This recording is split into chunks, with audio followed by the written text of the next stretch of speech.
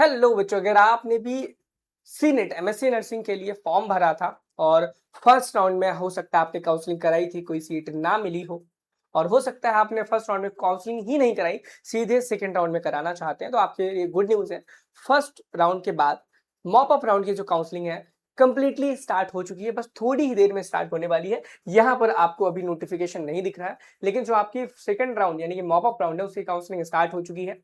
ठीक है, तो क्या क्या प्रिकॉशंस रखने वाले हैं आपके लिए, क्या क्या चीजें हैं, सब कुछ एक वीडियो में जानने वाले हैं। क्या क्या आपको चीजें ध्यान रखनी है, क्या क्या नहीं रखने वाली। बहुत सारे बच्चों ने डिमांड किया कि एमएससी नर्सिंग पर कोई वीडियोस नहीं बनाता है, तो आप लेकर आए।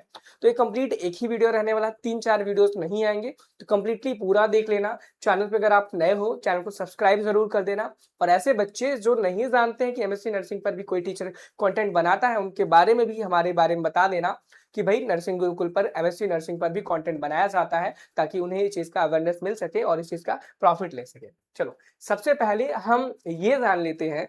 देखो, सबसे पहले ये देख लेते हैं। आप यहाँ पे जब आओगे तो यहाँ पर आपको एक चीज देखने को मिलेगी, MSc nursing NPCC 2 years notification updates. जब आप यहाँ पे काउंसलिंग बुलेटिन पे जाओगे ना, तो सबसे पहले काउंसलिंग बुलेटिन को जब हम ओपन करते हैं, तो यहाँ पर मॉप अप राउंड की जो काउंसलिंग है, एडमिशन प्रोसेस 25 जुलाई से स्टार्ट होने वाला है, और 25 जुलाई आज ही है।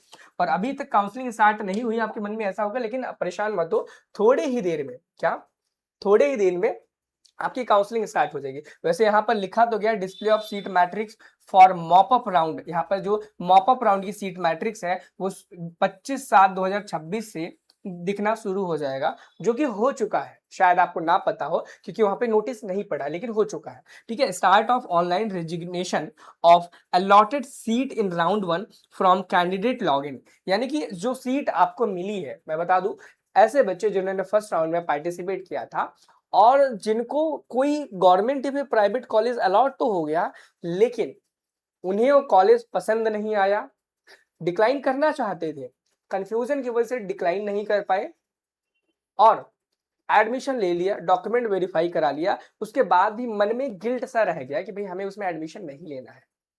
तो अभी भी उनके पास मौका है, वो अपनी सीट को रिजाइन कर सकते हैं। 40,000 पे कर चुके हैं, मुझे मालूम है।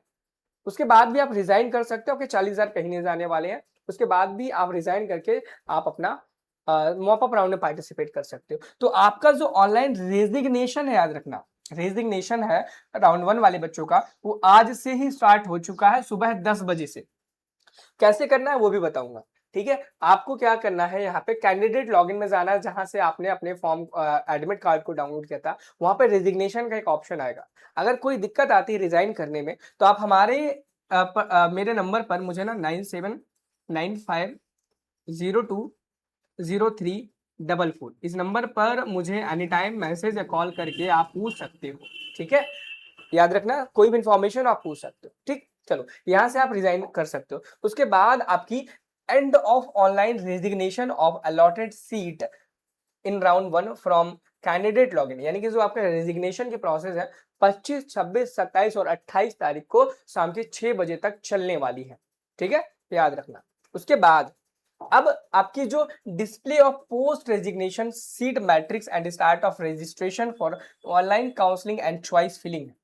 अब बाद में क्या है, अब जो बच्चों ने सीट्स को लीव कर दिया, रिजाइन कर दिया, उनकी सीट तो खाली हो जाएगी, और सीट खाली होने के बाद जो नई सीट मैट्रिक्स जारी होगी वो 29 जुलाई को होने वाली, उससे पहले नहीं होगी। यानी कि जो आपका मेन काउंसलिंग हुआ है एमएससी नर्सिंग की, 29 तारीख से स्टार्ट होने वाली है, पोस्ट रेजिग्नेशन सीट मैट्रिक्स के आने के बाद। यहाँ पे देखो, end of registration for online counselling and choice filling, यानी कि आपका जो online registration and choice filling है 1 अगस्त को खत्म हो जाने वाला है। एंड 1 अगस्त end announcement of seat allocation, आपको सीट मिली कि नहीं मिली वो 2 तारीख को आपका अनाउंस हो जाएगा। एंड 2 तारीख से लेकर के 6 तारीख तक आपकी जो अलॉटमेंट के लिए है, acceptance of seat allocation and reporting at college for admission process, यानी कि आपको जो भी कॉलेज अलॉट हुआ है उसकी seat acceptance and document verification आपको 2 अगस्त से लेकर के 6 अगस्त के बीच में करा लेनी है।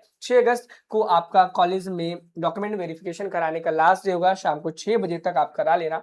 और एक कंप्लीट इंफॉर्मेशन थी। अब दूसरे टॉपिक पर हम बात करेंगे, ये सब तो आपने बता दिया क्या हम एलिजिबल होंगे मॉप अप राउंड में पार्टिसिपेट करने के लिए। कुल मिला के कहने का मतलब ये है कि कौन कौन से वो बच्चे होंगे जो मॉप अप राउंड में पार्टिसिपेट कर सकते हैं और कौन से वो बच्चे हैं जो मॉप अप राउंड में पार्टिसिपेट नहीं कर सकते। चलो उस पर भी डिटेल में हम जान लेते हैं और हम अभी दिखा भी देंगे सब चीजें। ये मॉप अप राउंड की यहाँ पर एलिजिबिलिटीज दी गई है। अब अगर यहाँ पर देखोगे कि एलिजिबिलिटी क्या है मॉप अप राउंड में पार्टिसिपेट करने के लिए, तो आप देखोगे all candidates who have not participated in round 1 of counselling, यानी कि वो सारे बच्चे पार्टिसिपेट कर सकते हैं मॉप अप राउंड में जिन्होंने फर्स्ट राउंड में पार्टिसिपेट नहीं किया था काउंसलिंग में। उसके बाद all candidates who have participated in round 1 and have not been allotted any college, यानी कि वो सारे बच्चे जिन्होंने फर्स्ट राउंड में पार्टिसिपेट तो किया था और उन्हें किसी भी प्रकार का कॉलेज चाहे वो गवर्नमेंट हो प्राइवेट अलॉट नहीं हुआ, वो सारे बच्चे पार्टिसिपेट कर सकते हैं। अगला है all candidates who have been completed admission process in round 1 can also participate in the mop-up round, but they have to resign from their allotted seat within the specified date and time before registration. After resignation, he will not have any claim on the previously allotted seat. The allotment seat and security fee 5,000 will be 45।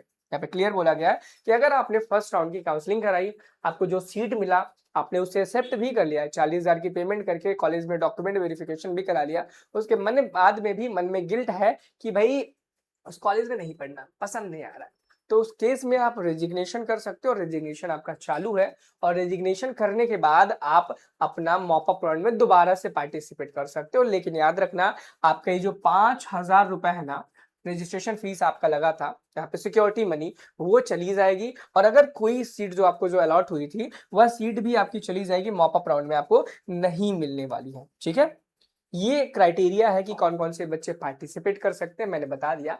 और अभी मैं बता दूं कि अगर हम pre resignation seat की बात करें कि कितनी सीटें बची हैं, तो आप देख सकते हो किस कॉलेज में कितनी सीट्स बची हैं, किस डिपार्टमेंट में बची है। लेकिन याद रखना ये प्री रेजिग्नेशन है, कुछ बच्चे यहाँ से रिजाइन भी करेंगे।